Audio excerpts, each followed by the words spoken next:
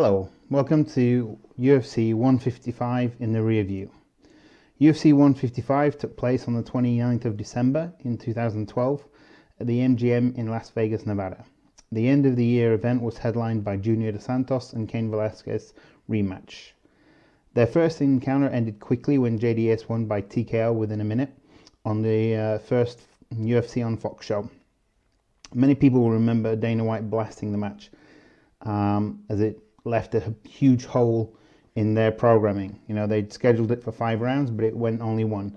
That was more of a problem from UFC programming, and I would say that the kind of dead air between UFC bouts continues to this day. They haven't really fixed this problem of having a smooth programming. You know, if you watch Bellator, those fights seem to come much quicker, and it seems a better viewing experience.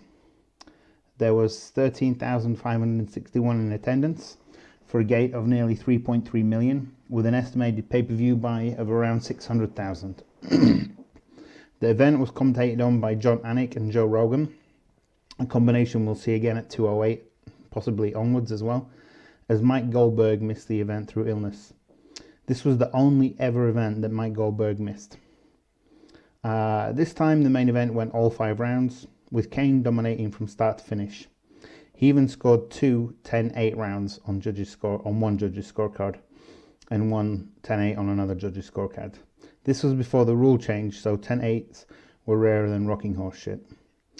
The opening round started at a frantic pace, with Cain pushing forward and attempting many takedowns. JDS tried to exchange and even landed a few times as Cain was coming in. A lot of Cain's shots for the takedown were from too far away, ended up with him just grabbing onto an ankle almost of JDS, where he simply just stood out. You know, and I think the first round was really won by Cain landing a big right hand that downed JDS. He jumped on his back and he continued to punish him, but Herb Dean could have finished the fight then, and it was that right hand that really set the tone for the rest of the fight. JDS wasn't defending himself very well in the first round, and in the second round Cain took him down straight away again, kind of rode his back, but he didn't really do anything to force the finish. In the third, Cain tried to strike a little bit more, but he never put together anything meaningful, any combinations more than 1 or 2 strikes at a time. A lot of the time he was leading with his head. Another referee might have warned him about headbutts or even deducted a point.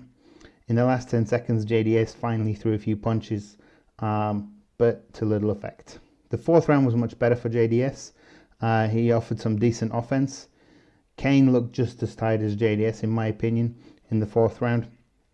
And it did even seem at the end of the fourth that a possible comeback, a very unlikely comeback, might happen in the fifth. It was a fairly even fifth round as well. Likely won by Cain by scoring takedowns and a bit of tired ground and pound. He did score a head kick in an exchange, but not really a meaningful one. After the win, Cain went on and beat Bigfoot Silva and then JDS again before losing to Fabricio Verdum after a 1.5-year layoff. He returned to beat Travis Brown at UFC 200 after another year off, and now it looks like he's going to have at least another gap of a year between that fight and his next one. If he could come back and win the 3rd heavyweight title, he may be deserving of the moniker of heavyweight greatest of all time.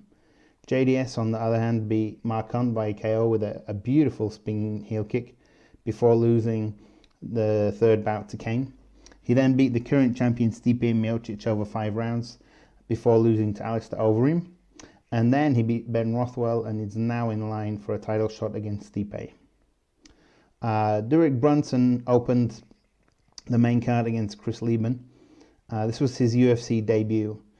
Strangely, Brunson's opponent at 208, Anderson Silva, also debuted against Chris Lieben. That was UFC Fight Night 5, I believe. This was quite a boring bout, with Brunson visibly tiring in the second and third. He scraped through the victory by maintaining top control. Brunson has fought in the UFC 8 times since, losing to number 1 ranked Yoel Romero and his last fight against Robert Whittaker. The other 6 he won. He has beat some reasonable names during that run as well. Uriah Hall, Sam Alvey, Lorenz Larkin, and Ed Herman. They're all reasonable names, but not elite names.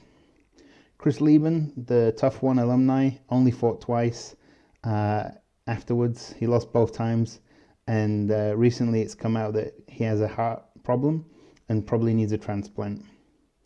Alan Belcher and Yushin Okami was another fairly boring fight, mainly taking place on the floor without any significant, I'd say, movement to a finish.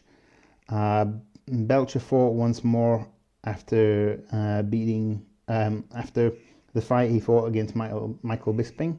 That fight ended when he suffered an eye poke in the third round. After the win, Okami fought twice more in the UFC before moving to World Series of Fighting, where he's contended for their middleweight title.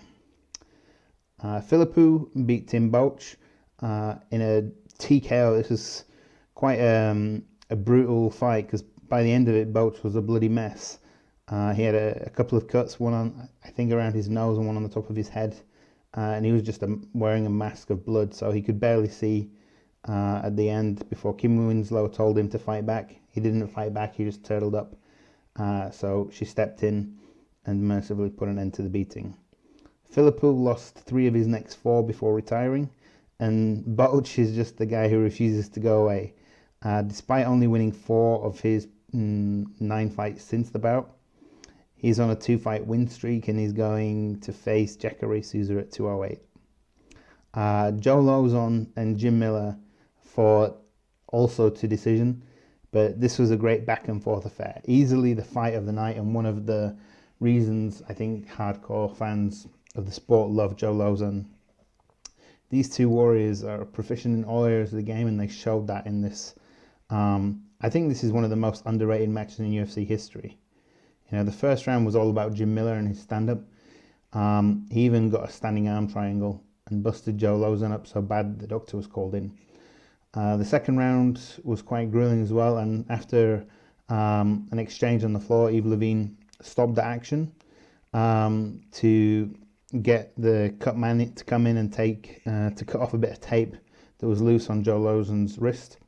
During the break in action, actually both combatants praised each other on a great fight and fist bumped.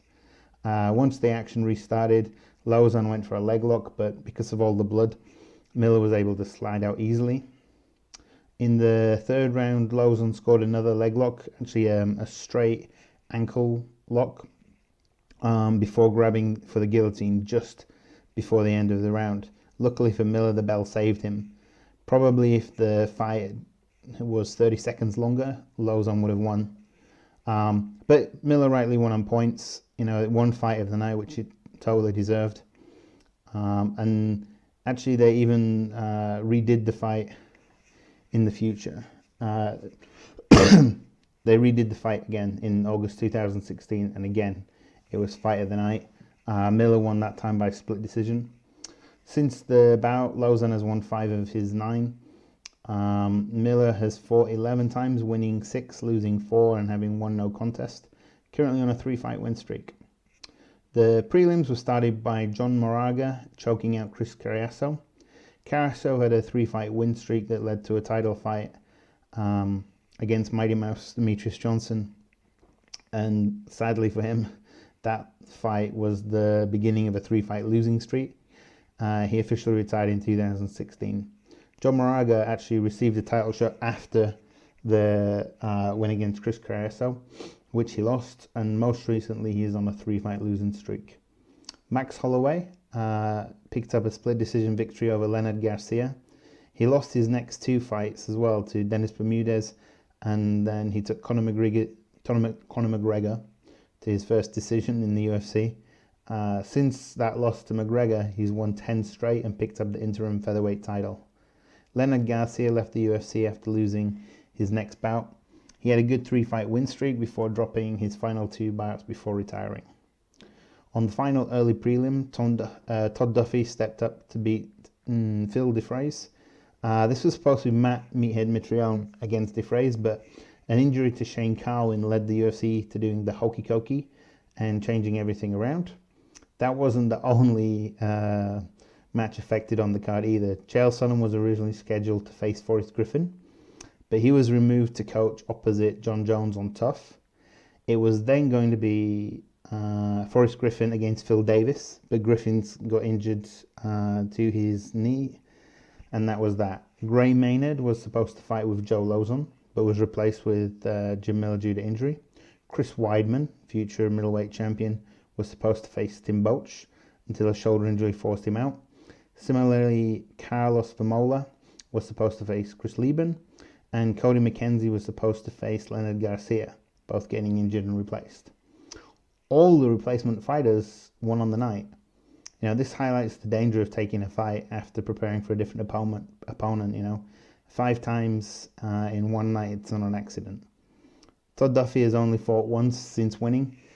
He won one and lost one, and he's scheduled to fight again at UFC 209.